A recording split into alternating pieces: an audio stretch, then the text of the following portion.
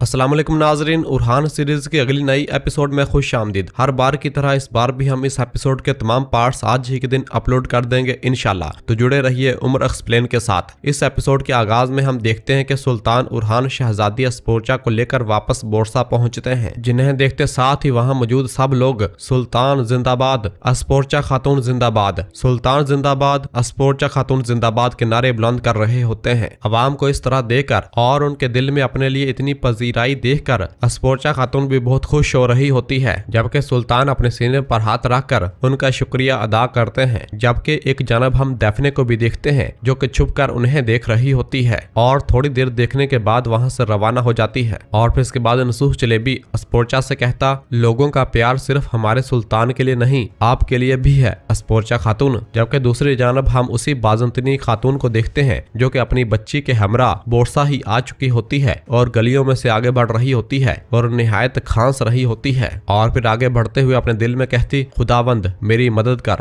मेरी बेटी इसके साथ कुछ गलत ना हो। और फिर आगे बढ़ते बढ़ते उसके सामने डेफने आ जाती है। डेफने उसे एक जानब आने का इशारा करती है और फिर वो दोनों डेफने के पीछे पीछे रवाना होती हैं। डेफने उन्हें एक घर के अंदर ले आती है। जैसे ही वो डेफने के पास आती है तो वो खातून एक बार फिर से मुसलसल खांसने लग जाती है, जैसे वो किसी बीमारी में मुब्तला हो। डेफने उसे कपड़ा देती है। वो खातून जैसे ही अपने मुंह के सामने उस कपड़े को रखकर खांसती है और फिर हटाती है तो उसके मुंह से खून निकल रहा होता है और फिर कहती, मैं मर जाऊंगी अगर तुम मेरी बेटी को मुझसे ले लोगी डेफने। डेफने कहती, तुम पहले ही मर रही हो, कम से कम लड़की अपने बाप के बगैर ना जिए। तो वो खातून कहती, मैंने कसम खाई थी डेफने, मैंने अपनी बेटी को हमेशा उससे दूर रखना था। तो डेफने कहती, अनास्तासिया की किस्मत यही है, ये अपने बाप से मिलेगी। तो वो खातून कहती, अच्छा तो कैसे, मैं उसे ये कैसे बताऊं, मैं नहीं जानती कि जब वो इतने सालों के बाद मुझे देखेगा तो वो क्या करेगा। तो डेफने कहती, उसे नहीं, तुम मलहून खातून को बताओगी, तुम्हारी बेटी अपने बाप से मिलेगी और तुम अपने आखिरी दिन आराम से गुजारोगी। तो वो खातून खामोश हो जाती है। इधर बाजार में फिलादिस यानी एवरनोस भी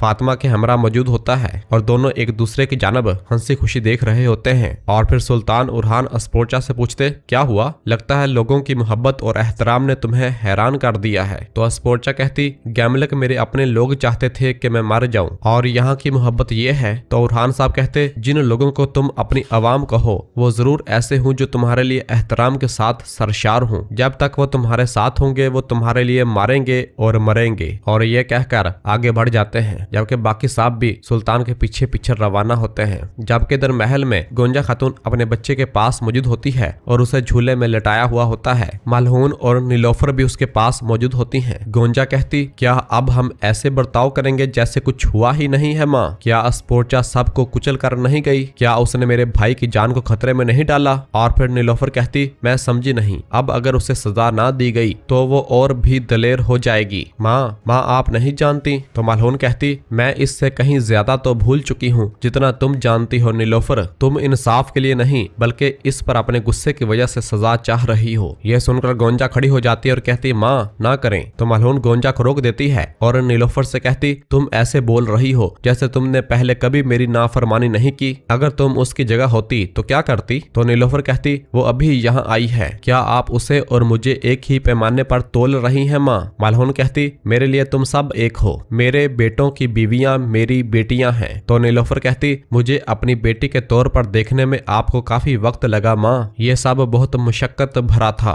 माशाल्लाह आप बगैर किसी मुश्किल के अस्पोर्चा को कबूल कर रही हैं। और फिर कहती, आप खुश रहे माँ, आपकी इजाजत से। और वहां से रवाना हो जाती है। और फिर पीछे से गोंजा कहती, माँ क्या ये उसके लिए आसान है, बताएं? तो मलहून कहती, गोंजा देखो तुम सिर्फ आग बढ़ा रही हो, तुम दोनों अभी ना तजर्बाकार हो, मुझे मजीद कहने पर मजबूर न करो। गोंजा कहती, मजीद बोले माँ, मजीद कहें, वल्लाह आप हमारी माँ हैं, हमारे लिए कीमती हैं, जो चाहे मुझसे कहें। लेकिन अस्पोर्चा अपनी खुद गर्जी से हमारे लिए परेशानी का सबब बनेगी, आज नहीं तो कल। फिर आप कहेंगी कि गोंजा ने मुझे कहा था। अस्पोर्चा इस घराने के लिए परेशानी का सबब है, आप ये क्यों नहीं देख रही माँ? तो मलहून कहती, मैंने कहा बस करो गोंजा, तुम्हारे बारे में भी किसी वक्त कहते थे कि दरमियान कबीले की बेटी है तो इसका कोई मंसूबा होगा, ये मत भूलो। इस पर गोंजा खामोश हो जाती है और मलहून वहां से रवाना हो जाती है।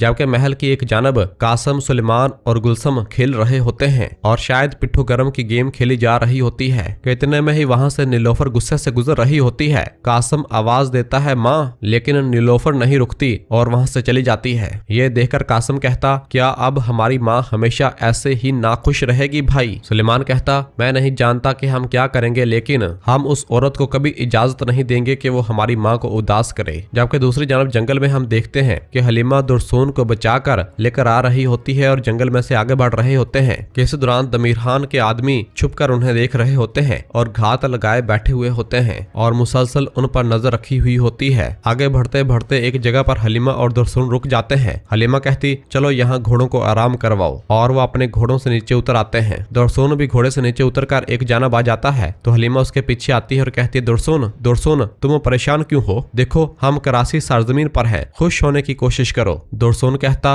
अमन इन जमीनों से चला गया है हलीमा, जब तक मैं इस जंग को खत्म नहीं कर देता इन जमीनों पर अमन नहीं आएगा। जबकि दमीरहान के आदमी उन पर मुसलसल नजर रखे हुए होते हैं। और फिर इधर हलीमा दुर्सून से कहती, दुर्सून आओ थोड़ी देर साथ चलते हैं, और वो दुर्सून को लेकर एक जानब जाती है। जब वो दोनों एक जानब रवाना हो जाते हैं तो पीछे से दमीरहान के आदमी बाहर निकल आते हैं और घोड़ों के पास खड़े सिपाहियों पर हल्ला बोल देते हैं और वहां मौजूद तमाम के तमाम सिपाहियों को मार डालते हैं। सबको मार देने के बाद फिर वो दुर्सून और हलीमा के पीछे रवाना होते हैं और वो काफी बड़ी तादाद में होते हैं। और फिर इधर हलीमा दुर्सून से कहती, तुम दुरुस्त रास्ते पर हो दुर्सून, तुम्हारा बोझ यकीनी भारी होगा, लेकिन अगर ये बोझ तुम नहीं उठा सकते तो कोई नहीं उठा सकता करासी ओगलू। तो दुर्सून कहता, हलीमा क्या तुम जानती हो कि अगर तुम वक्त पर ना पहुंचती तो क्या होता? हलीमा कहती, यकीनन ये अच्छा ना होता। दुर्सून कहता, ऐसा नहीं है कि मैं मरने से डरता हूँ, मेरे बाबा, मेरा अपना खून, मैं अपने बाप के हाथों मरने वाला था। और फिर इसी दौरान दुर्सून को एक तीर आ लगता है और दमीरहान के आदमियों को सामने देखकर दुर्सून कहता, भाई उसने तदाबीर अख्तियार की हैं। और फिर चारों तरफ से उन्हें घेर लिया जाता है। दुर्सून हलीमा से कहता, जाओ और अलाउद्दीन साहब को खबर करो, जाओ। हलीमा कहती, नहीं। दुर्सून कहता, हलीमा जाओ और अलाउद्दीन साहब को खबर करो फौरन। हलीमा वहां से रवाना हो जाती है। दुर्सून अपनी तलवार निकाल कर कहता, तुम्हें जो दरकार है वो मैं हूँ, आओ जरा। और वो सिपाही दुर्सून पर हल्ला बोल देते हैं, जबकि इधर कुछ सिपाही हलीमा को भी दबोचना शुरू कर देते हैं और उनसे लड़ने लग जाते हैं। लेकिन उन सिपाहियों की तादाद काफी ज्यादा होने की वजह से हलीमा ज्यादा देर टिक नहीं पाती और वो बहुत जल्द हलीमा को पकड़ लेते हैं और उसकी गर्दन पर अपनी तलवार रख देते हैं। जबकि इधर दुर्सून को भी दबोच लिया जाता है और उसके ऊपर जाल फेंक दिया जाता है और उसे घुटनों के बल लाया जाता है। और इस तरह से हलीमा और दुर्सून दोनों को पकड़ लिया जाता है। हलीमा दुर्सून को पुकारती है, दुर्सून। जबकि इधर बोरसा में सुल्तान उरहान और शहजादी अस्पोर्चा आगे बढ़ते हुए नीलोफर और बच्चों के पास आते हैं। उरहान साहब कहते, बच्चों, जबकि सब बच्चों ने अपने मुंह लटकाए हुए होते हैं। उरहान साहब कहते, क्या तुम अपने बाबा के सामने इस तरह पेश आओगे? ये सुनते साथ ही वो तीनों बच्चे उरहान साहब के गले लग जाते हैं और कहते हैं, खुश आमदीद बाबा। और फिर इसके बाद उरहान साहब उनसे पूछते, तुम्हारी शक्ल उदास क्यों है? और फिर कहते, वैसे तुम्हारी माँ अस्पोर्चा महल से कैसे फरार हुई, क्या तुम जानते हो? इस पर वो तीनों खामोश रहते हैं। और फिर सुलेमान अस्पोर्चा की जानब देखता है तो अस्पोर्चा उरहान साहब से कहती, उरहान साहब, मैंने आपको पहले बताया कि फौरन नीलोफर उसकी बात काटते हुए कहती, तुमने बचकाना हरकत की और गलती की, झूठ बोलने की जरूरत नहीं है। और फिर बच्चों से कहती, चलो अपने सुल्तान बाबा से माफी मांगो। सुलेमान कहता, सुल्तान बाबा हमें माफ कर दें, फिर से इसका तकरार नहीं होगा। तो सुल्तान कहते, चूंकि तुम अपनी गलती जानते हो, तुम जाकर उस गलती को साफ करोगे। और गुलसम से कहते, और तुम बावर्ची खाने में जाकर मदद करोगी, शाबाश। जब वो जाने लगते हैं तो अस्पोर्चा उनके सामने आकर कहती, बच्चों मैं माफी चाहती हूँ, आप मेरी वजह से मुश्किल में हो। तो नीलोफर कहती, बचकाना हरकत तुमने की, इसकी कीमत मेरे बच्चे चुका रहे हैं। तो सुल्तान उसकी बात काटते हुए कहते, काफी, मैं इस मामले में एक भी बात नहीं सुनना चाहता,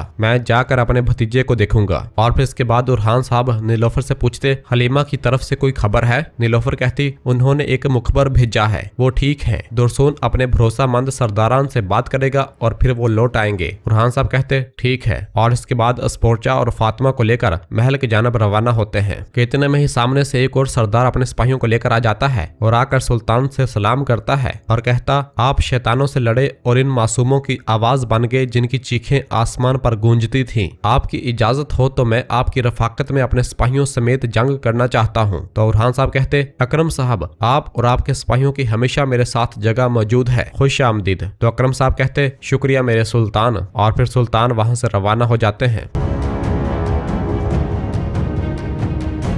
और नाजरीन इसी जगह पर एपिसोड खत्म करते हैं। मिलते हैं बहुत जल्द अगली एपिसोड के साथ। वीडियो को लाइक कर दें और जिन दोस्तों ने अभी तक चैनल सब्सक्राइब नहीं किया वो जल्दी से चैनल सब्सक्राइब कर दें और बेल आइकन यानी घंटी वाले निशान को भी प्रेस कर दें ताकि आने वाले एपिसोड्स आपको आसानी मिल सकें। दुआओं में याद रखें। अल्लाह हाफिज।